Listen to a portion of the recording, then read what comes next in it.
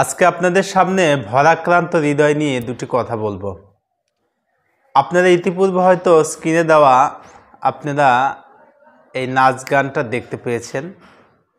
আমি যদি এরকম ভিডিও করি না, তথাপিও এইটার একটা ফিডব্যাক যদি আমি না করি, যদি কিছু কথা না সরি, তাহলে আমার মনের মধ্যে শান্তি পাবো না। এই লক্ষ্যে ভিডিওটি করা। মুফতি আমির হামজা তিনি একটা কথা বলেছেন, অথবা তিনি একটা কথা ভুল করেই বলে ফেলেছে, স্লিপ অফ টাং যাকে বলা হয়, মুশফুসকে বা কথার আদার্স ওয়াইড বিভিন্ন প্রসঙ্গে হয়তো কথাটা বলে ফেলেছে। এর মানে তো এই নয় মুফতি আমির হামজা ডান্স করছে, মুফতি আমির হামজা অন্য একটা নায়িকার সঙ্গে ডান্স করছে।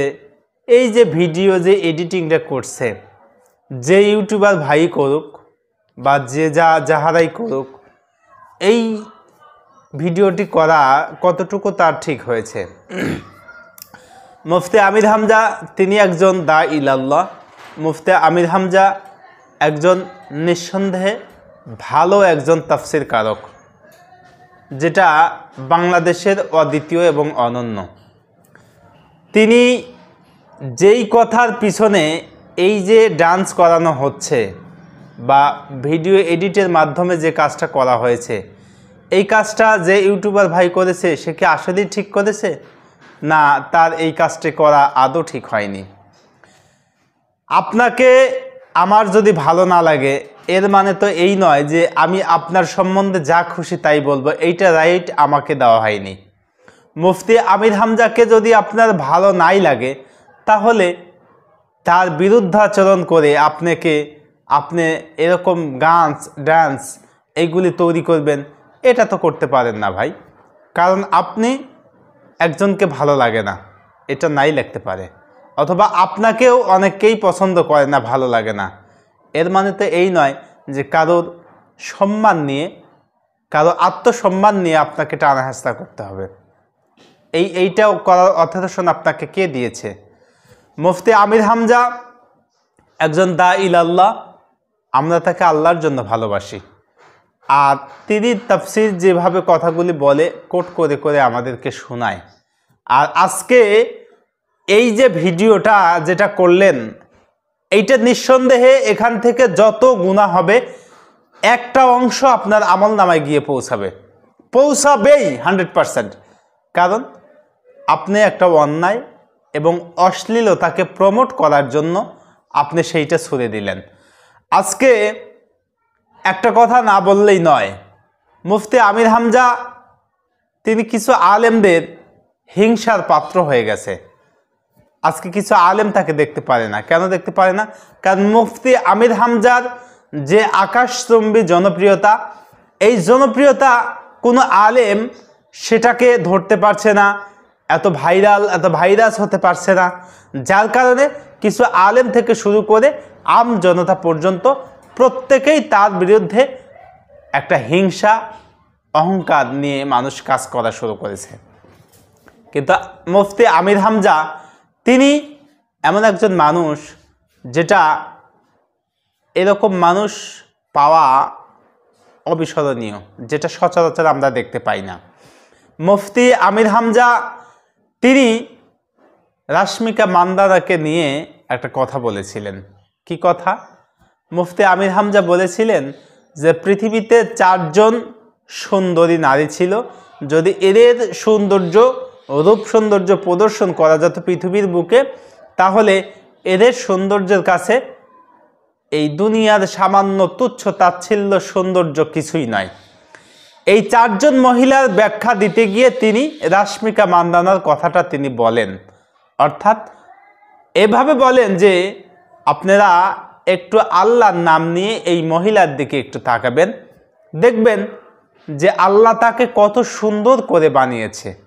এমন কথা মুফতি আমির হামজা বলেন, কিন্তু উদাহরণটা তিনি এইভাবে টেনেছেন যে রাশমিকা মান্দানার কথা বলেছেন। আমাকে এই সম্বন্ধে আমি একটা ভিডিও করেছিলাম, এক ভাই কমেন্ট করে জানিয়েছে, ভাই আল্লাহর সৃষ্টি সম্পর্কে তো আরও অন্য উপমাও দেওয়া যেত, তাহলে এই রাশমিকা মান্দানাকে নিয়েই দিতে হবে এমনটি কেন?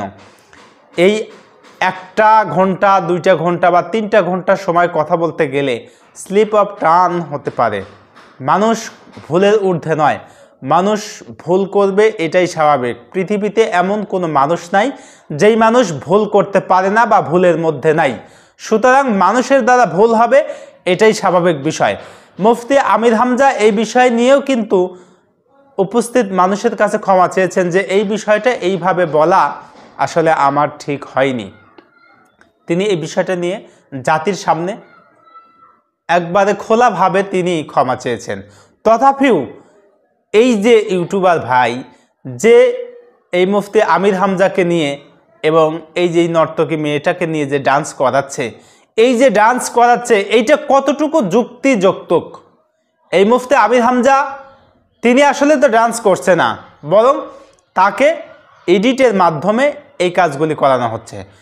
আজকে যেই ভাই যেই ইউটিউবার এই কাজটা করলো, এখান থেকে অবশ্যই একটা খারাপ বদ যে আমল, অর্থাৎ যে একটা গুনাহের পরিমাণ, সেইটা কিন্তু তার আমল নামায় যাবে। সে দুনিয়াতে কিছু একটু ভিউ পাবে বা কিছু ইহুদি মুশরিক যারা আছে, যারা এই আলেম ওলামা বিদ্বেষী আলেমদেরকে ভালোবাসে না, যারা অন্যের পাচাটা গোলাম, এদের জন্য তিনি ভালো হয়েছে বা কিছু লাভ হয়েছে। কিন্তু পরকালীন জীবনের জন্য আমরা যেহেতু মানুষ, প্রত্যেককে মৃত্যুর আস্বাদন করতে হবে, মৃত্যুর স্বাদ গ্রহণ করতে হবে। সুতরাং পরকাল আমাদের জন্য অবধারিত। মৃত্যুর পরে আমাদের আরেকটা জগৎ আছে, সেই জগতের জন্য আমাদেরকে উপস্থিত হতে হবে। আমরা যেই মুফতি আমির হামজার বিষয়টা নিয়ে আমরা যে কথা বললাম, আজকে তাকে যেইভাবে যে অন্যায় আপত্তিকর অবস্থায় যেই ভিডিওটা আমরা দেখতে পেলাম, এর যে একটা গুনাহ, এই গুনাহ কিন্তু আমরা অবশ্যই সেই ব্যক্তির আমল নামায় দেখা যাবে। সুতরাং আলেমদেরকে আমাদের ভালোবাসতে হবে, আলেমদের সাথে আমাদের থাকতে হবে। আলেমদেরকে ভালোবেসে আলেমদের সাথে আমাদের থাকার মতো তৌফিক দান করুন। আমিন সুম্মা আমিন। আখিরি দাওয়ানা আনিল হামদুলিল্লাহি রাব্বিল আলামিন। আসসালামু আলাইকুম ওয়া রাহমাতুল্লাহি তাআলা ওয়া বারাকাতুহু।